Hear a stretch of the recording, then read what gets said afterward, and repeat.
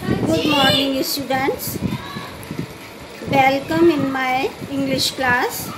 Dear students, today I am going to define you the second part of the personal essay of A.G. Gardner, A Fellow Traveler. बच्चों, जैसे हमने देखा कि लेखक A.G. Gardener शाम को एक रेल में बिल्कुल अकेला है, वो अपने डिब्बे में, और ट्रेन लंदन को छोड़ती हुई जा रही है। गर्मी की शाम है। तभी लेखक बिल्कुल अकेला महसूस करते हुए और वो अपना काम शुरू करता है, यानी ट्रेन में आराम से बैठा हुआ है। तभी उसे एहसास होता है कि एक मच्छर उसे तंग करना शुरू करता है और अब एक दूसरे की प्रतिक्रियाएं देखते हैं। वो एक दूसरे के साथ खेलने लग जाते हैं और लेखक मच्छर में इंटरेस्ट लेता है और उसके बारे में ध्यान देता है कि वो और मच्छर दोनों एक दूसरे के कितने समान हैं। यही सब हम सेकंड पार्ट में देखेंगे। बच्चों देखिए ज़रा, आई फ्लिक्ड हिम ऑफ अगेन, मैंने उसे, फ्लिक मीन्स उड़ा दिया, अगेन मीन्स फिर से, यानी मच्छर उसके पास उसकी नाक पर आकर बैठा और उन्होंने उसे उड़ा दिया तथा उससे दूर रखने की कोशिश की। लेकिन मच्छर फिर से आया, उनकी नाक पर बैठने की, गर्दन पर बैठने की कोशिश की। तो यहाँ फिर से वो कह रहे हैं कि मैंने मच्छर को द्वारा से उड़ा दिया। ही स्किप्ड अवे, वो उछल कर चला गया, स्किप मीन्स उछल कर दूर हो जाना। टुक अनदर जॉन्ट राउंड दी कंपार्टमेंट, और फिर से उसने दूसरा, जॉन्ट मीन्स होता है यहाँ छोटा चक्कर लगाना, यानी छोटी सी यात्रा, उसने द्वारा डिब्बे का छोटा सा चक्कर लगाया। रिटर्न एंड सीटेड हिमसेल्फ इम्प्रूडेंटली, फिर से वो वापस आया और अपने आप को उसने बैठा दिया। इम्प्रूडेंटली माने बहुत ही अभद्रता से, यानी धृष्टता से, rudely, on the back of my hand माने ऑथर के हाथ पर उसने फिर से वो बैठ गया। इट इज़ इनफ, अब ऑथर के मन में क्या आ रहा है कि ये तो बहुत हो गया। आई सेड, मैंने कहा कि काफ़ी हो चुका है। मैग्नेनिमिटी हैज इट्स लिमिट, उदारता की भी अपनी सीमा होती है। लिमिट में सीमा और मैग्नेनिमिटी माने उदारता, जनरसिटी या दया, उदारता। तो उदारता की भी अपनी सीमा होती है। ऑथर उसको 2 बार उड़ा चुका है, फिर वो वापस आ रहा है। Twice you have been warned, यानी ऑथर फिर से कह रहा है कि 2 बार मैंने तुमको क्या दी है, चेतावनी दी है। That I am someone in particular, कि मैं एक कोई विशेष व्यक्ति हूँ, यानी ऑथर को अपने मनुष्य होने पर थोड़ा गर्व है। तो इसी बात को ले रहा है कि 2 बार मैं तुम्हें हटाकर तुम्हें चेतावनी दे चुका हूँ और तुम्हें बताया है कि मैं एक विशेष व्यक्ति हूँ और मैं तुम्हारी अभद्रता स्वीकार नहीं करूँगा। दैट माई ऑगस्ट पर्सन, कि मेरे अंदर का जो गर्वित व्यक्तित्व है, रिजेंट दी टिंकलिंग, यानी घृणा करता है, टिकलिंग इम्पर्टिनेंस ऑफ स्ट्रेंजर्स, स्ट्रेंजर्स माने अजनबियों की, और इम्पर्टिनेंस माने इस अभद्रता को। तो अजनबियों की इस अपमान को, अभद्रता से, और टिकलिंग जैसे गुदगुदाना होता है। यहाँ पर जब मच्छर बैठता है तो हमें थोड़ी सी खुजली और उसके बाद गुदगुदाहट होती है। तो वही वो कहना चाह रहा है कि मैं एक विशेष व्यक्ति हूँ और अजनबियों की इस अभद्रता को मैं सहन नहीं कर सकता हूँ, मेरे अंदर का स्पेशल व्यक्ति। I assume the black cap, यानी मैं अब काली टोपी पहनता हूँ। मुझे जब कोई जज किसी को न्याय करता है तो उस समय वो ब्लैक कैप पहन के देता है, इसलिए यहाँ पर दिया है कि मैं अब जज बनता हूँ। And I condemn you to death, और मैं तुम्हें मृत्यु दंड देता हूँ। यानी अब मच्छर को मारने के लिए ऑथर तैयार है। जस्टिस डिमांडेड, ऑथर का कहना है कि न्याय की भी यही मांग होती है कि जब कोई किसी को तंग करता है तो न्याय भी यही चाहता है कि उसे दंड मिले। एंड द कोर्ट अवॉर्डेड, और न्यायालय की भी यही सज़ा देता है। यानी मच्छर के द्वारा पर उसको परेशान किया जा रहा है ऑथर को। तो ऑथर का कहना है कि अगर तुम्हें कोर्ट और जस्टिस कोर्ट में ले जाया जाए या तुम्हारे लिए न्याय किया जाए तो तुम्हारे लिए यही डिमांड होगी। The counts against you are many, और वैसे भी काउंट्स मीन्स अपराध, जो भी तुम्हारे प्रति जो चार्जेस लगे हैं वो बहुत सारे चार्जेस हैं, तुमने बहुत सारे अपराध किए हैं। सबसे पहला अपराध वो गिना रहा है मच्छर को कि यू आर अ वैगरेंट। वैगरेंट मीन्स आवारा, वॉगवेंट हो, तुम आवारा घूम रहे हो बिना किसी अनुमति के। You are a public nuisance. Public nuisance माने प्रजा को परेशान करने वाले, तुम पब्लिक को परेशान करने वाले हो, इसलिए तुम्हारा ये अपराध है। You are travelling without a ticket. हाँ, और सबसे बड़ी, ट्रेन में यात्रा करने के लिए टिकट की ज़रूरत होती है और मुझे पता है कि तुम्हारे पास कोई टिकट भी नहीं है। You have no meat coupon. और तुम्हारे पास कोई मीट कूपन भी नहीं है, अर्थात तुम्हारे पास कोई यहाँ लंदन में रहने का राशन कार्ड नहीं है जिसके द्वारा कुछ चीनी या मीट वगैरह जो उनको किसी सरकारी सस्ते गल्ले की दुकान से जो मिलता है, तो इस तरह से तुम्हारे पास यहाँ रहने का कोई कूपन या फिर मीट वो राशन कार्ड भी नहीं है। For these and many other misdemeanours, यानी इन इतने कारणों के कारण जो उसने गिनाए हैं और दूसरे अन्य अपराधों के लिए भी, अन्य चार्जेस के लिए भी, you are about to die. तुम्हें अब तुम मरने ही वाले हो, अर्थात तुमने बहुत सारे ऐसे काम किए हैं जिसके प्रति तुम्हें सज़ा मिलनी चाहिए। I struck a swift lethal blow. अब जब उसने ऑथर ने ये जान लिया तो वो मच्छर को मारने की पूरी कोशिश कर रहा है, इसलिए उसने आई स्ट्रक अ स्विफ्ट यानी मैंने बहुत तेज़ी से मारा। अब यहाँ स्ट्रक मीन्स मारना, स्विफ्ट माने तेज़ी से, लेथल माने घातक यानी डेडली, यानी ऐसा, बिलो मीन्स प्रहार, ऐसा प्रहार उसने, ऐसी चोट उसे पहुंचाना चाहा कि जैसे वो मर जाए। विद माई राइट हैंड, अपने सीधे हाथ से, यानी तुरंत उसने अपने सीधे हाथ को तेज़ी से प्रहार किया ताकि वो मर जाए। He dogged the attack with an insolent ease that humiliated me। लेकिन वो जो मच्छर था वो बिल्कुल साफ साफ आसानी से, यानी कि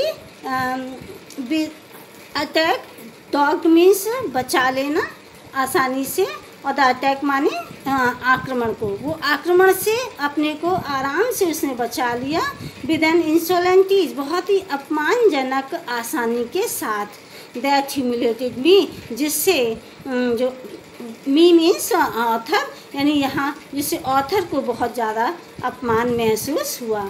यानी जब ऑथर ने उसे अपने सीधे हाथ से मारने की कोशिश की तो तुरंत उसने अपने आप को आसानी से बचा लिया और इस बात से ऑथर बहुत ज़्यादा आहत हुआ यानी अपमानित हुआ।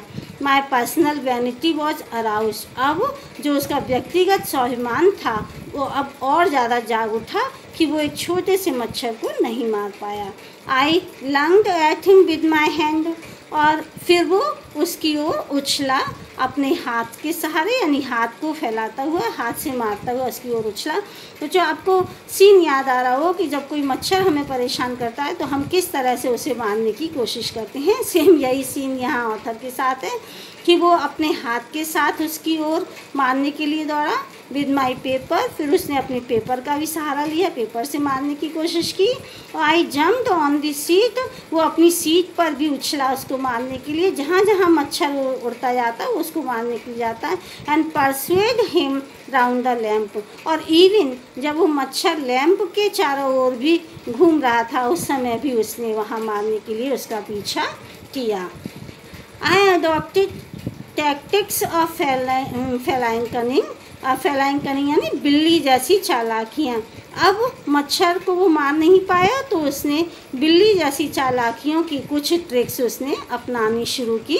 अब उन ट्रिक्स में क्या था, वेटिंग टिल ही हैड अलाइटेड, उसने इंतज़ार किया कि शायद मच्छर कहीं बैठ जाए, यानी मच्छर के बैठने का इंतज़ार किया। लाइट मीन्स नीचे उतर के बैठने का इंतज़ार किया।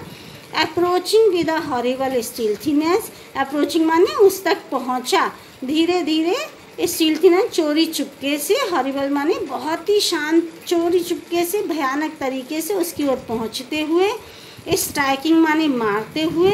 विद ए सडन बहुत अचानक, एंड टेरिबल स्विफ्टनेस बहुत ही तेज़ी, भयानक तेज़ी के साथ। यानी यहाँ वो बता रहा है कि मच्छर को मारने के लिए ऑथर ने क्या क्या किया कि उसने मच्छर को मारने के लिए सबसे पहले उसके बैठने का इंतज़ार करते हुए फिर उसकी ओर भयानक तरीके से चोरी चुपके से पहुंचकर प्रहार करते हुए बहुत तीव्र गति से और अचानक ही प्रहार करते हुए ऐसी बिल्ली जैसी चालाकियों को अपनाकर उसे मारने की कोशिश की। बच्चों अब इसकी इंग्लिश हम देखते हैं, पहले एक पैराग्राफ की। I flicked him off when the mosquito came and sat on his neck. So he again, the author again flicked him off, but he escaped away, took another jaunt round the compartment. He again went around the compartment, compartment of the train and took a small round, returned and seated himself impudently on the back of my hand, and then he came back towards the author and very rudely he sat on the back of the author's hand. Author thought that it is enough, and as he had warned him twice, so magnanimity has its limit, he thought in his mind, and twice you have been warned that I am someone in particular. He said that he himself is a special person, and his august person resented the tickling impertinence of strangers, and he did not like the impertinence or impudence of strangers. He did not like the strangers, so he did not like any action done by the strangers, and a mosquito was a stranger for him. I assumed the black cap, and he was so much disturbed, and the mosquito also disturbed the repose or the peace of the author, so he said that he became a judge, and after becoming a judge he sentenced the mosquito to death. Justice demanded and the court awarded. According to the justice, also the mosquito was a criminal, and according to court also mosquito was a criminal. The counts against you are many, and the charges against the mosquito were many, and as we have seen that mosquito was a vagabond or vagrant, and he also was disturbing the repose of the public. You are traveling without a ticket. He had not any ticket for traveling in the train, and mosquito also have no meat coupon, no ration card for buying meat or sugar. In this way, for these and many other misdemeanors, and these were so many charges against the mosquito, and he had so many other charges also, so he was totally a criminal before the author. You are about to die, and for these charges he would be die, or he was sentenced to death.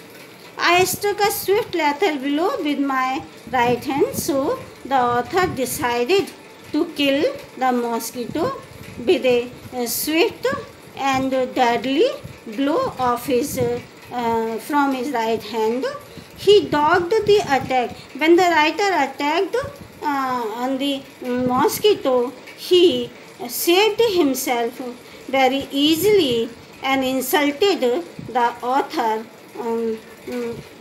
And author felt so insulted from this. My personal vanity was aroused, and in this way the author said that his personal pride was aroused very much. I lunged at him with my hand, with my paper. I jumped on the seat and pursued him round the lamp. The author tried to kill him, persuading him with his hand, with his paper, and when he he also jumped on his seat and he persuaded him around the lamp also. I adopted tactics of feline cunning. In this way, the author adopted so many tricks, just like the cat when he prays his prey for killing or for taking him its food. The author also waited. The mosquito had alighted, and he also approached him very in a fearful and secretly way, striking with a sudden and terrible swiftness, and he tried to kill him with a sudden and fearful swiftness. It was all in vain. He played with me openly and ostentatiously. It was all in vain, यानी ये सब बेकार रहा. क्या चीज़ बेकार रही कि बच्चों वो उसको मच्छर को मार नहीं पाया. कितनी भी चालाकी उसने अपनाई लेकिन वो मच्छर को नहीं मार पाया. He played with me. वो ऑथर का कहना है कि वो मेरे साथ खेलता रहा. ओपनली यानी बिल्कुल खुले रूप में, एंड ऑस्टेंटेशियसली यानी दिखाते हुए, शो करते हुए और आपस में खुले रूप में वो मेरे साथ खेलता रहा. Like a skilful matador finessing round an infuriated bull. बिल्कुल उस तरह से जैसे कोई स्किलफुल मैटाडोर यानी कि एक कुशल मैटाडोर चालक फाइनेंसिंग राउंड एन इन्फ्यूरेटेड बुल किसी क्रोधित बैल का पीछा करता है. यानी यहाँ स्किलफुल मैटाडोर का मतलब है कि बैल, सांड और एक मनुष्य की जो लड़ाई होती है तो जिसमें जो योद्धा होता है वो हो गया स्किलफुल मैटाडोर, और जो क्रोधित बैल होता है जिससे लड़ाई होती है वो यहाँ इन्फ्यूरेटेड बुल. अब आप समझिए यहाँ पर कि वो मेरे साथ खेलता रहा, यानी कि अब स्किलफुल मैटाडोर कौन हो गया, वो मच्छर, और जो इन्फ्यूरेटेड बुल कौन है, ऑथर. यानी ऑथर ने अपने आप को यहाँ इन्फ्यूरेटेड बुल यानी एक क्रोधित बैल के रूप में रखा है, और उस मच्छर को एक कुशल चालक के रूप में जो उस बैल से, सांड से लड़ता है. It was obvious that he was enjoying himself. Obvious means स्पष्ट, क्लियर. अब ये तो बिल्कुल क्लियर हो चुका था, स्पष्ट हो चुका था कि वो आप स्वयं मज़े ले रहा है यानी आनंद ले रहा है. That it was for this that he had disturb my repose. और ये खेल और ये क्या मज़े लेना कि उसने मेरी, डिस्टर्ब मीन्स उसको भंग कर देना, और माई रिपोज मीन्स मेरी शांति को, यानी उसने ऑथर की शांति को पूरी तरह से भंग कर दिया था. ऑथर शांति से नहीं बैठ पा रहा था, बार बार मच्छर उसे परेशान कर रहा था. He wanted a little sport. ऐसा लग रहा था मानो वो थोड़ा सा खेल खेलना चाहता हो ऑथर के साथ. And what sport like being chased by the huge लुम्बरिंग windmill of a creature who tasted so good and seemed so helpless and so stupid. अब देखिए बच्चों यहाँ he wanted a little sport यानी वो थोड़ा सा खेल खेलना चाहता था. एंड वॉट स्पोर्ट, और कैसा खेल था वो, लाइक बीइंग चेस्ड, चेस माने पीछा किए जाने वाला खेल, बाय दिस ह्यूज यानी एक बड़े, लुम्बरिंग माने भारी भरकम, और विंडमिल माने पवन चक्की के तरह वाले प्राणी के साथ. यानी कि वो मच्छर एक भारी भरकम बड़े पवन चक्की के समान एक प्राणी के साथ के द्वारा पीछा किए जाने वाला खेल खेलना चाहता था. अब आप समझ गए ना, यहाँ विंडमिल ऑफ अ क्रिएचर, बड़ा प्राणी कौन है, ऑथर, और वो मच्छर है जिसका पीछा किया जा रहा है. हु टेस्टेड सो गुड यानी वो प्राणी जिसका जो स्वाद में बहुत अच्छा है यानी स्वादिष्ट लग रहा है. तो बच्चों मच्छर हमें काटते हैं तो नेचुरली कहते हैं ना मच्छर बहुत अच्छा खून, तो यही बात है यहाँ कि वो इतना स्वाद में उसके लिए अच्छा. एंड सीम्ड सो हेल्पलेस, और इस समय बिल्कुल असहाय जो दिखाई दे रहा था. एंड सो स्टूपिड, और इतना मूर्ख भी दिखाई दे रहा था. असहाय और मूर्ख क्यों, क्योंकि लेखक के बहुत ज़्यादा कोशिश करने के बाद भी वो उसे मार नहीं पाया, तो नेचुरली वो असहाय था और बेवकूफ़ भी. I begin to enter into the spirit of the fellow. अब ऑथर कह रहा है कि मैंने उस अपने साथी, जो मेरे साथ यात्रा में साथी बना हुआ था, जो फ्रेंड बना हुआ था, उसकी अंतरात्मा में घुसना शुरू किया, अर्थात उसमें मैंने इंटरेस्ट लेना शुरू किया, उसके बारे में जानना शुरू किया। He was no longer a mere insect. अब इस समय वो मेरे लिए एकमात्र कीड़ा नहीं था, ठीक है, क्योंकि अब उसे लग रहा था कि वो भी मेरे बराबर जैसा ही दिख रहा है, तो वो एकमात्र कीड़ा नहीं था। He was developing into a personality. इसका मतलब वो एक व्यक्तित्व में, एक पर्सनैलिटी में उभर के आ रहा था, विकसित हो रहा था। एन इंटेलिजेंस, एक बुद्धि उसमें दिखाई दे रही, बुद्धिमान दिखाई दे रहा था, बुद्धि में उभर के आ रहा था। That warming towards that challenged the possession of this compartment with me unequal। और इस तरह से वो एकमात्र कीड़ा नहीं था, बल्कि वो एक पर्सनैलिटी में, एक बुद्धि में उभर कर आ रहा था, विकसित हो रहा था, जो जिसने मुझे चैलेंज दिया था, चुनौती दी थी, पोजेशन माने अधिकार की, ऑफ दिस कंपार्टमेंट, इस कंपार्टमेंट्स में, इस रेल के डिब्बे में अधिकार की चुनौती दी थी। With me on equal term, यानी बिल्कुल बराबरी के हिसाब से, यानी मेरी बराबरी के दर्जे के साथ साथ उसने भी अपने इस डिपार्टमेंट में, इस डिब्बे में अधिकार की चुनौती दी थी। आई फेल्ट माई हार्ट का मतलब है बच्चों कि उसने कहा, ऑथर मान रहा है कि जैसे वो मुझे चुनौती दे रहा है कि जितना तुम्हारा इस डिब्बे पर अधिकार है, डिब्बे में बैठने का, उतना मेरा ही अधिकार है। I felt my heart warming towards him and sense of superiority fading.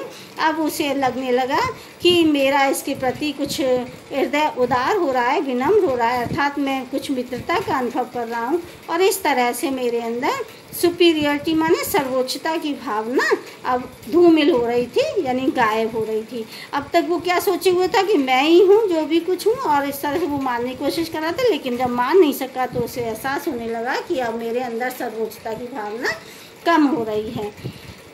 How could I feel superior to a creature. सोच रहा है कि वास्तव में मैं कैसे उस अपने आप को, टू अ क्रिएचर, ऐसे प्राणी से फील सुपीरियर, अपने को सर्वोच्च मान सकता हूँ।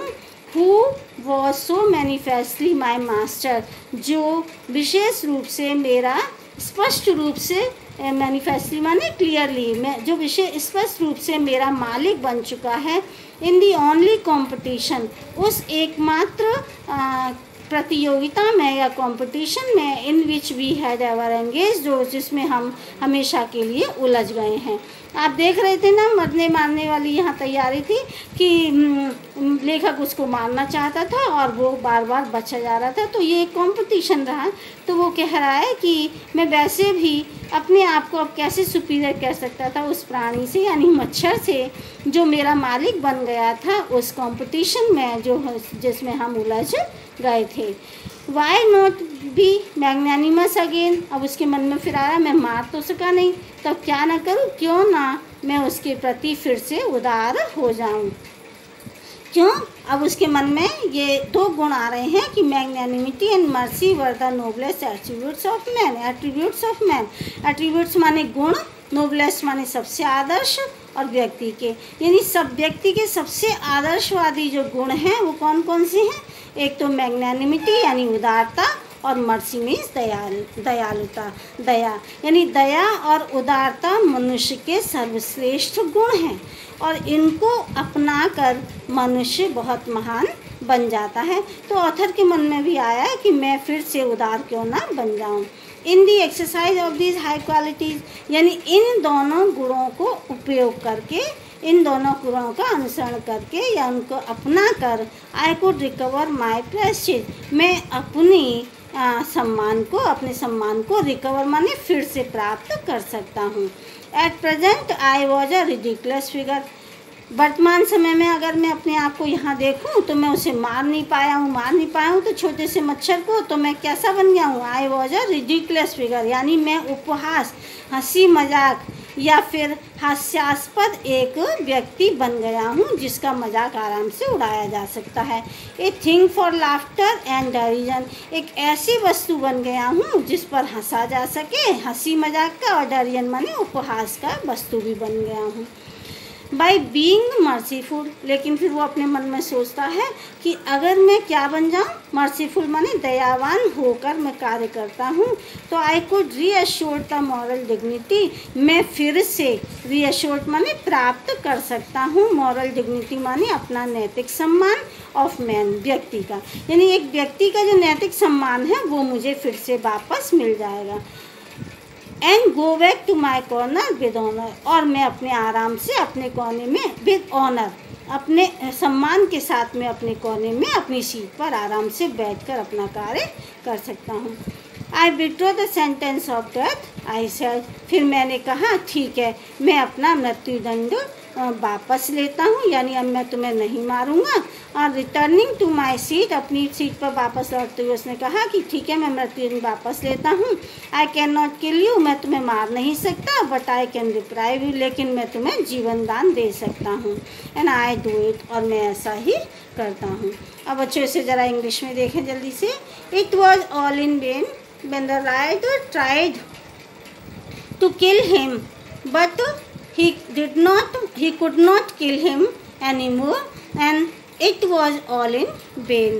He played with me openly and ostentatiously, और इस तरह से the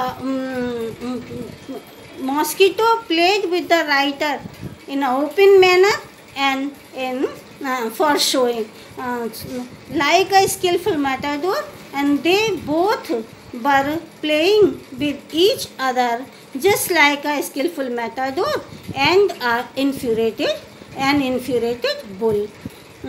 It was obvious that he was enjoying himself, that it was for this that he had disturbed my repose, and the mosquito was playing with the writer, and the mosquito disturbed the peace of the author in a full way.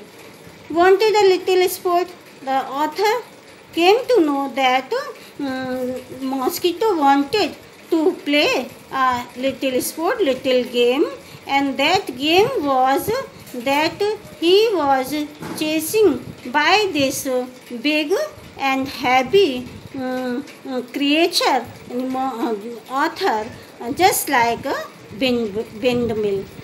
And that creature, or big creature or author, was so tasty and he was also helpless and so stupid because he could not kill the mosquito anymore. I began to enter into the spirit of the fellow, and when the author could not kill the mosquito, he began to interest in the spirit of the mosquito. He took interest in the life of the mosquito, and he thought more and more about mosquito. He was no longer a mere insect. In this way, that mosquito was not only a mere insect, but he was developing in a great personality before the author. He had intelligence also, and he had challenged the author to have the possession in the compartment of the train, and with equal term of the author. I felt my heart warming towards him and the sense of superiority for him. In this way, when the author came to know that he could not kill the mosquito, then the feeling of superiority would fade away from his mind, and he felt some friendship for the mosquito. How could I feel superior to a creature who was so manifestly my master in the only competition? Now that mosquito was the only master, or in the competition which the author and the mosquito was giving at that time. Why not be magnanimous again? Now the author thought that he would be magnanimous, or he would have some sympathy for the mosquito, because magnanimity, generosity, and mercy or sympathy both are the noblest virtues of every person, and by using these virtues in their works, every person can get the moral respect in the society. So the writer decided to use or to have both these qualities in his action, and because these high qualities, he could get his pride, and he could get his respect again from that mosquito. At present I was a ridiculous figure, because at present if he did not use, if he did not use these two virtues in his action, then he would be a ridiculous figure, or he would be a figure of derision and fun, and thing of laughter and fun. And if he used these virtues in his action, or he would be merciful and magnanimous, then he could get his moral respect of a man again back, and in this way he decided to be magnanimous and merciful towards the mosquito, and then he decided to go back in the corner with honor. In this way, the author withdraws the sentence of death. He took back the punishment of death which he had given to mosquito, and returned to his seat, saying that he could not kill the mosquito. But I can reply you, I do it. And in this way, he forgave the mosquito and gave him life again. Thank you बच्चों. अब हम आगे third part में आगे देखते हैं.